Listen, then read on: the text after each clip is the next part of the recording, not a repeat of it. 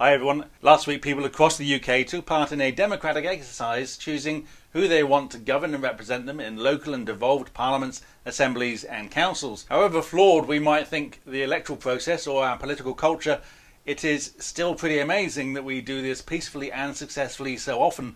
It's something we take for granted but which has been fought for centuries and which is still being fought for around the world. Now that we've chosen our councillors, mayors and devolved governments, all of those representatives will get straight down to business. But before they can take their seats or start their jobs, a lot of our politicians have one thing that they must do first.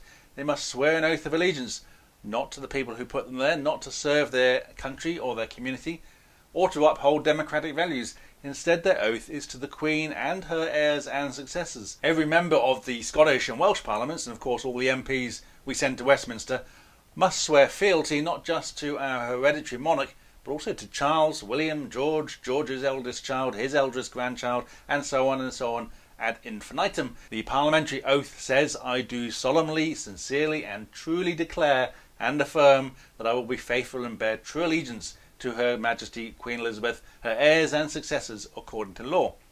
Or if you're religious or more traditionally minded, you'd use the version that starts with "I swear by Almighty God." No mention of the public, the country or our values. And our politicians aren't the only ones who have to swear allegiance to the Queen and all who come after her. Judges, magistrates, our armed forces, police officers in England and Wales, although they do focus mainly on upholding rights and laws, new British citizens and Church of England clergy, which seems a bit strange, as you'd think their allegiance might be to God. And does this matter? Well, yes, I think it does. Aside from anything else, it forces public servants and new citizens to lie and to betray their consciences.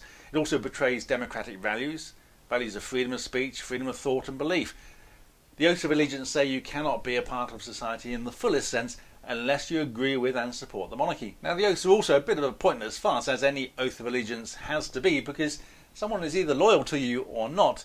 If they are, then a public statement of that loyalty makes no real difference, and if they're not, then a public statement of that loyalty also makes no difference. So why bother? Now, these oaths come from a time when people held genuine religious beliefs, and many would not dare make a public pledge of allegiance in the name of God if they didn't believe it. Now, for most people, "so help me God" means very little other than a traditional form of words spoken but without feeling or sincerity. In the modern democratic age, an oath or affirmation to serve the country, community, or to uphold the law has much more meaning, as it's a vocal and public reminder of why people have chosen the path they have. It is a public declaration of intent to serve the public good, to be honest and decent, whether as a citizen, soldier or politician.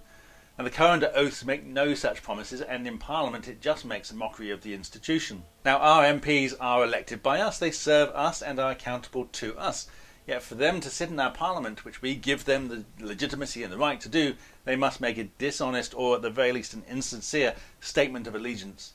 Now, that's wrong, it's ridiculous, and it's about time the oath was scrapped and replaced with a simple pledge to serve country and constituents. Bye for now. We need your support so we can keep making more videos and so we can do more campaigning. Visit republic.org.uk where you can find links to all our social media and where you can donate or become a Republic member. And click these videos to find out more about the monarchy and the democratic alternative.